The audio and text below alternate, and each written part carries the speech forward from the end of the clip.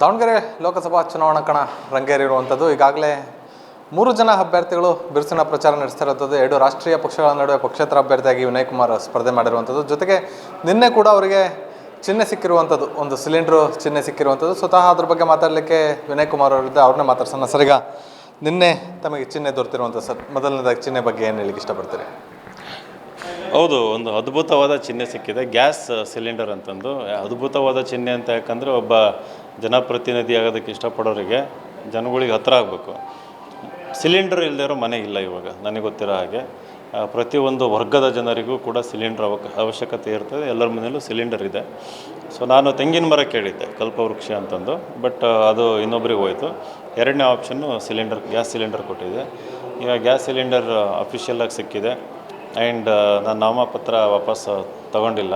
So ಅಫಿಷಿಯಲ್ಲಾಗಿ ಪಕ್ಷೇತರ ಅಭ್ಯರ್ಥಿ ದಾವಣಗೆರೆಯಲ್ಲಿ ತ್ರಿಕೋನ ಸ್ಪರ್ಧೆ ಇದೆ.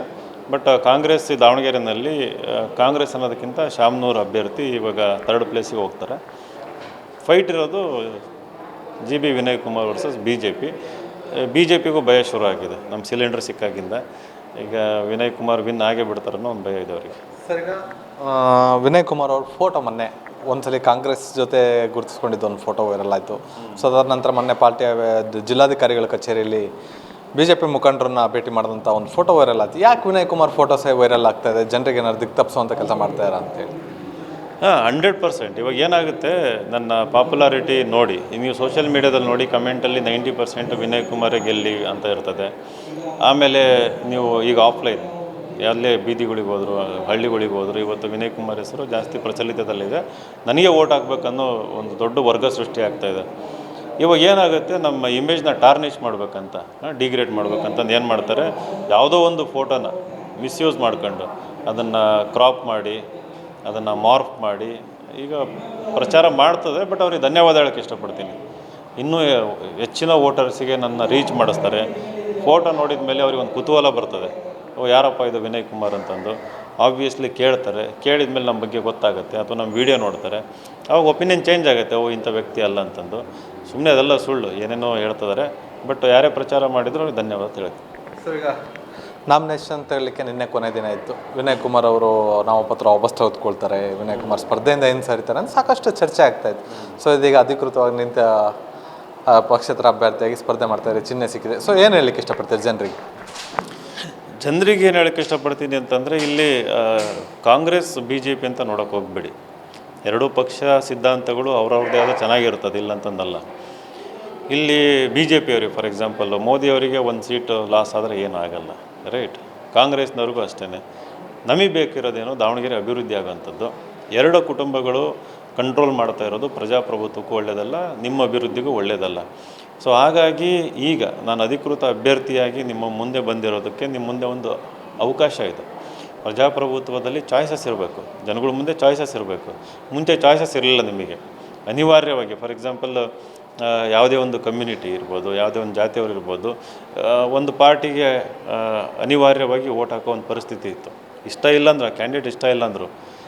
ಈಗ ಒಂದು ಆಲ್ಟರ್ನೇಟಿವ್ ಬಂದಿರೋದ್ರಿಂದ ನೀವು ಮುಕ್ತವಾಗಿ ಹೆದರದಂಗೆ, ಯಾರಿಗೂ ಭಯ ಪಡದಂಗೆ, ಅಥವಾ ತತ್ವ ಸಿದ್ಧಾಂತಕ್ಕೆ ಅಂಟ್ಕೊಳ್ಳೋದಂಗೆ. ತತ್ವ ಸಿದ್ಧಾಂತ ಬಂದು ನಿಮ್ಮ ಸ್ಕೂಲ್ ಕಟ್ಕೊಡಲ್ಲ ನಿಮಗೆ, ಅದು ಬಂದು ನಿಮ್ಮ ಹಾಸ್ಪಿಟ್ಲ್ ಕಟ್ಕೊಡಲ್ಲ, ಅದು ಇಮ್ಯಾಜಿನೇಷನ್. ಅದು ವ್ಯಕ್ತಿ ಯಾರು ಇರ್ತಾರೆ ಅವ್ರು ಬಂದು ಕೆಲಸ ಮಾಡಿಕೊಡೋಂಥದ್ದು. ಹಾಗಾಗಿ ದಾವಣಗೆರೆ ಈ ಎಲೆಕ್ಷನ್ನ ದಯವಿಟ್ಟು ವ್ಯಕ್ತಿ ನೋಡಿ ವೋಟ್ ಹಾಕಿ, ಅದು ನನಗೆ ಅವಕಾಶ ಕೊಡಿ ಅಂತ ನಾನು ಕೇಳೋಕ್ಕೆ ಇಷ್ಟಪಡ್ತೀನಿ. ಕೆಲವೇ ದಿನಗಳು ಬಾಕಿ ಇರುವಂಥದ್ದು. ಈಗ ಯಾವೆಲ್ಲ ಅಜೆಂಡಾಗಳು ಇಟ್ಕೊಂಡು ಜನರ ಹತ್ರ ಹೋಗ್ತಾ ಇರಿ? ಏನು ವಿನಯ್ ಕುಮಾರ್ ಅವರು ಗೆದ್ದರೆ ಏನು ಮಾಡಬೇಕು ಅಂತೇಳಿ ಕನಸಿಟ್ಕೊಂಡಿದ್ದಾರೆ? ಗೆದ್ದರೆ ನಮ್ಮ ಯೂತಿಗೆ, ನಮ್ಮ ಮಕ್ಕಳಿಗೆ ಅವಕಾಶಗಳು ಸೃಷ್ಟಿ ಮಾಡಬೇಕನ್ನೋದು ನನ್ನ ದೊಡ್ಡ ಕನಸು. ಅವಕಾಶಗಳು ಸೃಷ್ಟಿ ಅಂದರೆ, ಈಗ ನೋಡಿ, ಯಾರೊಬ್ಬ ಗ್ರ್ಯಾಜುಯೇಟ್ ಇರ್ತಾರೆ, ಇಂಜಿನಿಯರಿಂಗ್, ದಾವಣಗೆರೆಯಲ್ಲಿ ಇಂಜಿನಿಯರಿಂಗ್ ಮಾಡಿರೋರು, ಅವ್ರ ಜಾಬ್ ಅಪ್ಲಿಕೇಶನ್ ತಗೊಂಡು ದಾವಣಗೆರೆಯಲ್ಲಿ ಎಲ್ಲಿಗೆ ಹೋಗ್ಬೇಕು ಕೆಲಸ ಹುಡ್ಕೊಂಡು? ಎಲ್ಲೂ ಹೋಗೋಕ್ಕಾಗಲ್ಲ. ಹೋದರೆ ಬೆಂಗಳೂರಿಗೆ ಹೋಗಬೇಕು. BA BSc BCom BCA ಮಾಡಿರೋರು ಜಾಬ್ ಮುಗಿದ ತಕ್ಷಣ ಅಪ್ಲಿಕೇಶನ್ ತಗೊಂಡು ಎಲ್ಲಿಗೆ ಹೋಗಬೇಕು? ಇವತ್ತು ಅವ್ರಿಗೆ ಸಿಗ್ತಿರೋ ಜಾಬ್ ಏನು? ಸೆಕ್ಯೂರಿಟಿ ಗಾರ್ಡ್ ಆಗೋದು, ಅಥವಾ ಇನ್ನೆಲ್ಲ ಡ್ರೈವರ್ಗಳಾಗೋದು. ಗ್ರ್ಯಾಜುಯೇಟ್ಸು, ಪೋಸ್ಟ್ ಗ್ರ್ಯಾಜುಯೇಟ್ಸು ಇವತ್ತು ಮನೆ ಕೆಲಸ ಮಾಡ್ತಾಯಿದ್ದಾರೆ, ಕೂಲಿ ನಾಲಿ ಮಾಡ್ತಾಯಿದ್ದಾರೆ.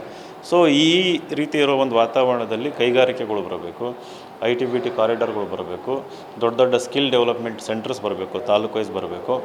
ಆಮೇಲೆ ಗ್ರ್ಯಾಜುಯೇಟ್ಸಿಗೆ ಕಾಂಪಿಟೇಟಿವ್ ಎಕ್ಸಾಮ್ಸಿಗೆ ತಯಾರು ಮಾಡೋದಕ್ಕೆ ತಾಲೂಕಿನಲ್ಲಿ IAS KS ಕೋಚಿಂಗ್ ಸೆಂಟರ್ಸ್ ಇರ್ಬೋದು, ಬ್ಯಾಂಕಿಂಗ್ ಕೋಚಿಂಗ್ ಸೆಂಟರ್ಸ್ ಇರ್ಬೋದು, ಅವು ಬರಬೇಕು. ಅದಾದಮೇಲೆ ಬೇರೆ ಸಂಸ್ಥೆಗಳು, ಅಂದರೆ ಇಲ್ಲಿ ಒಳ್ಳೆ ಸಂಸ್ಥೆಗಳಿದ್ರೆ ಇನ್ವೆಸ್ಟ್ಮೆಂಟ್ ಅಟ್ರಾಕ್ಟ್ ಆಗುತ್ತೆ. For example 888 Indian institute of information technology ಅಂತ ಒಂದು ಸಂಸ್ಥೆ ಇದ್ದರೆ IT ಕಂಪ್ನಿ ಇಲ್ಲಿ ಬರೋದಕ್ಕೆ ಇಷ್ಟಪಡುತ್ತೆ. ಅದೇ ರೀತಿ ಫುಡ್ ಪ್ರೊಸೆಸಿಂಗ್ ಅದರ ರಿಲೇಟೆಡ್ ಇನ್ಸ್ಟಿಟ್ಯೂಷನ್ ಇದ್ದರೆ ಬಯೋಟೆಕ್ನಾಲಜಿ ಕಂಪ್ನಿ ಇರ್ಬೋದು, ಆಗ್ರೋ ಪ್ರೊಸೆಸಿಂಗ್ ಇಂಡಸ್ಟ್ರೀಸ್ ಅವರೆಲ್ಲ ಬರೋದಕ್ಕೆ ಇಷ್ಟಪಡ್ತಾರೆ. ಚನ್ನಗಿರಿನಲ್ಲಿ ನಮ್ಗೆ ಗೊತ್ತಿರೋಂಗೆ ಅಡಿಕೆ ಇದೆ, ಸೊ ಅದ್ರ ರಿಸರ್ಚ್ ಸೆಂಟರ್ ಇಲ್ಲ. ಅಲ್ಲಿ ರಿಸರ್ಚ್ ಸೆಂಟರ್ ಬಂತು ಅಂದರೆ ಅಡಿಕೆ ರಿಲೇಟೆಡ್ ಇಂಡಸ್ಟ್ರೀಸ್ ಬಂದ್ಬಿಡ್ತದೆ. ಅದು ಚಾಕ್ಲೇಟ್ ಇರ್ಬೋದು, ಪೇಂಟಿಂಗ್ ಇರ್ಬೋದು, ಅದ್ರ ಬೈ ಪ್ರಾಡಕ್ಟ್ಸ್ ಇರ್ಬೋದು. ಸೊ ಅಲ್ಲಿ ರಿಸರ್ಚ್ ಇಲ್ಲ ಅಂತಂದರೆ ಬರೋದಿಲ್ಲ. ಸೊ ಈ ರೀತಿ ಸಂಸ್ಥೆಗಳು ಇಲ್ಲಿ ಹುಟ್ಟಾಕಬೇಕು. ಜೊತೆಗೆ ಶಾಲೆಗಳ ಅಭಿವೃದ್ಧಿ, ಹಳ್ಳಿನಲ್ಲಿರೋ ಶಾಲೆ ಏನು ಶಿಕ್ಷಣ ಸಿಗ್ತಾಯಿದೆ ಅದರ ಗುಣಮಟ್ಟ ಇಂಪ್ರೂವ್ ಆಗಬೇಕು. ಸಿಟಿನಲ್ಲಿ ಸಿಗೋ ಶಾಲೆಯಲ್ಲಿ ಏನು ಗುಣಮಟ್ಟ ಇರ್ತದೆ ಅದೇ ಗುಣಮಟ್ಟ ಹಳ್ಳಿ ಶಾಲೆಗೂ ಬರಬೇಕು. ಇದು ನನ್ನ ಇನ್ನೊಂದು ದೊಡ್ಡ ಕನಸಿದು. ಯಾಕಂದರೆ ಹಳ್ಳಿ ಮಕ್ಕಳಲ್ಲಿ ಒಂದೇನು ಪ್ರತಿಭೆ ಇದೆ, ಸಾಮರ್ಥ್ಯ ಇದೆ, ಆ ಶಾಲೆಗಳಲ್ಲಿ ಅದು ನಶಿಸಿ ಹೋಗ್ತಾ ಇದೆ. ಟೀಚರ್ಸ್ ತುಂಬ ಚೆನ್ನಾಗಿದ್ದಾರೆ, ಇನ್ಫ್ರಾಸ್ಟ್ರಕ್ಚರ್ ಇಲ್ಲ, ಅವರಿಗೆ ಬೇಕಾದ ಟ್ರೈನಿಂಗ್ ಸಿಗ್ತಾಯಿಲ್ಲ, ಅವ್ರಿಗೆ ಬೇಕಾದ ಸಪೋರ್ಟ್ ಸಿಗ್ತಾಯಿಲ್ಲ. ಇದೆಲ್ಲ ಪ್ರೊವೈಡ್ ಮಾಡಿದರೆ ಲಕ್ಷಾಂತರ ಮಂದಿ ಹಳ್ಳಿ ಜನಗಳು, ಹಳ್ಳಿ ಮಕ್ಕಳೇನಿದಾರಲ್ಲ ಅವ್ರ ಭವಿಷ್ಯ ಉಜ್ವಲ ಆಗ್ತದೆ. ಈ ಥರ ದೊಡ್ಡ ದೊಡ್ಡ ಕನಸಿದ್ದಾವೆ. ಇದನ್ನು 100% ಇಂಪ್ಲಿಮೆಂಟ್ ಮಾಡೋ ರಾಜಕೀಯ ಇಚ್ಛಾಶಕ್ತಿ ಮನಸ್ಸಿದೆ, ಪ್ಲಸ್ ಕೆಪಾಸಿಟಿ ಇದೆ. ನಮ್ಮ IAS ಇನ್ಸ್ಟಿಟ್ಯೂಷನ್ ಬಂದಿರೋದ್ರಿಂದ ನೂರಾರು ಜನ ಅಧಿಕಾರಿಗಳು ಎಲ್ಲ ಡಿಪಾರ್ಟ್ಮೆಂಟಲ್ಲೂ ಇದ್ದಾರೆ. ಒಂದು MP ಆಗಿ ನಾನು ಅವ್ರ ಮುಂದೆ ಹೋಗಿ ಕೂತು ಈ ಕೆಲಸ ಬೇಕು ಅಂತ ಕೇಳಿದಾಗ ಯಾರು ಇಲ್ಲನ್ನಲ್ಲ. ಗೌರ್ಮೆಂಟ್ ಡಿಲೇ ಆದರೂ ಕೂಡ ದೊಡ್ಡ ದೊಡ್ಡ ಪ್ರೈವೇಟ್ ಕಂಪ್ನಿ CSR ಫಂಡ್ ಅಂತ ಇರುತ್ತೆ, ಕಾರ್ಪೊರೇಟ್ ಸೋಷಿಯಲ್ ರೆಸ್ಪಾನ್ಸಿಬಿಲಿಟಿ. ಬೇಸಿಕಲಿ ಎಲ್ಲ ರಿಸೋರ್ಸಸ್ ಅವೈಲೇಬಲ್ ಇರುತ್ತೆ. ನಮಗೆ ಮಾಡೋ ಮನಸ್ಸಿರಬೇಕು, ಕನೆಕ್ಟ್ ಮಾಡಬೇಕು. ಆ ರಿಸೋರ್ಸಸ್ನ ನಮ್ಮ ಕ್ಷೇತ್ರಕ್ಕೆ ಕನೆಕ್ಟ್ ಮಾಡೋ ಒಂದು ಬ್ರಿಡ್ಜ್, ಸೇತುವೆ ಥರ ಕೆಲಸ ಮಾಡಬೇಕು ನಾವು. ಆ ಸೇತುವೆ ಆಗೋದಕ್ಕೆ ದೊಡ್ಡ ಮನಸ್ಸು ಮಾಡ್ಕೊಂಡು ಬಂದಿದ್ದೀನಿ. ಹಾಗಾಗಿ ಅವಕಾಶ ಕೊಡಿ ಅಂತ ಕೇಳ್ಕೊತೀನಿ. ಸರ್, ಈಗ ಕೊನೆ ಪ್ರಶ್ನೆ. ಈಗ ವಿನಯ್ ಕುಮಾರ್ ಸ್ಪರ್ಧೆ ಎರಡೂ ರಾಷ್ಟ್ರೀಯ ಪಕ್ಷಗಳಿಗೆ ಒಂದು ಭಯ ಉಂಟಾಗಿರುವಂಥದ್ದು. ಜೊತೆಗೆ ವಿನಯ್ ಕುಮಾರ್ ಯಾವುದೇ ಹಳ್ಳಿಗೆ ಹೋದರೂ ಉತ್ತಮವಾದಂಥ ರೆಸ್ಪಾನ್ಸ್ ಸಿಗ್ತಾರೆ. ವಿನಯ್ ಕುಮಾರ್ ಎಷ್ಟು ಅಂತರದಿಂದ ಗೆಲ್ಲುವಂಥ ನಿರೀಕ್ಷೆ ಇಟ್ಕೊಂಡಿದ್ದಾರೆ? ನಾನು ಎಕ್ಸಾಜರೇಟ್ ಮಾಡಲ್ಲ, ಬಟ್ ಮಿನಿಮಮ್ 10,000 to 15,000 ವೋಟ್ಸಿಂದ ಗೆಲ್ಲೋ ನಿರೀಕ್ಷೆ ಈಗಿದೆ, ಈ ಕ್ಷಣ ಅಷ್ಟಿದೆ. ಯಾಕಂದರೆ ನಾವು ನಮ್ಮದೇ ಸರ್ವೆ ಮಾಡಿಸ್ತಾ ಇದ್ದೀವಿ, ಆನ್ಲೈನಲ್ಲೂ ಸರ್ವೆಗಳಾಗ್ತಾಯಿದೆ. ಮೆಜಾರಿಟಿ ಜನಗಳು ಒಲವು ನನ್ನ ಜೊತೆ ಇದೆ. ಎಷ್ಟೊಂದು ಜನ ಎಕ್ಸ್ಪ್ರೆಸ್ ಮಾಡ್ತಾಯಿಲ್ಲ, ಅದು ಎಕ್ಸ್ಪ್ರೆಸ್ ಮಾಡ್ತಾಯಿಲ್ಲ, ಭಯ ಇದೆ. ಯಾಕಂದರೆ ಎಲ್ಲ ಕಡೆ ಕ್ಯಾಪ್ಚರ್ ಆಗುತ್ತೆ ಇವಾಗೆಲ್ಲ. ಇನ್ನೊಂದೇನು ಮಾಡ್ತಾಯಿದ್ದಾರೆ, ನನ್ನ ಜೊತೆ ಯಾರ್ಯಾರು ಓಡಾಡ್ತಾರೆ ಕಾಣಿಸ್ತಾರೆ ಅವ್ರಿಗೆಲ್ಲ ಡೈಲಿ ಫೋನ್ ಹೋಗುತ್ತೆ, ಬೆದರಿಕೆ. ಹರಿಹರದಲ್ಲಿ ಯಾರೋ ಮುಖಂಡರು ಎದುರಿಸ್ತಾರೆ, ನಮ್ಮವ್ರನ್ನ ಡೈಲಿ ಫೋನ್ ಮಾಡಿ ಎದುರಿಸ್ತಾರೆ, ಬ್ಲ್ಯಾಕ್ ಮೇಲ್ ಮಾಡ್ತಾರೆ. ಆಮೇಲೆ ಕೆಲವೊಬ್ಬರನ್ನ ಬೇರೆ ಬೇರೆ ಆಗ್ತಿದೆ, ಈ ಥರ ಎಲ್ಲ ಆಗ್ತಾಯಿದೆ. ತಪ್ಪದು. ಪ್ರಜಾಪ್ರಭುತ್ವದಲ್ಲಿ ಎಲ್ಲರಿಗೂ ಮುಕ್ತವಾಗಿ ಬೆಳೆಯೋ ಅವಕಾಶ ಇರ್ತದೆ.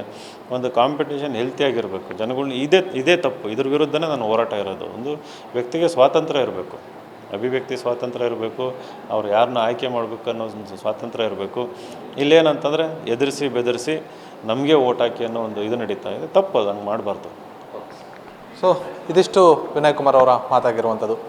ಕ್ಯಾಮ್ರಾ ಪರ್ಸನ್ ಹನುಮಂತರಾವ್ ಜೊತೆ ಪ್ರವೀಣ್ ಬಾಡ, ಒಂದು ಕನ್ನಡ ನ್ಯೂಸ್, ದಾವಣಗೆರೆ.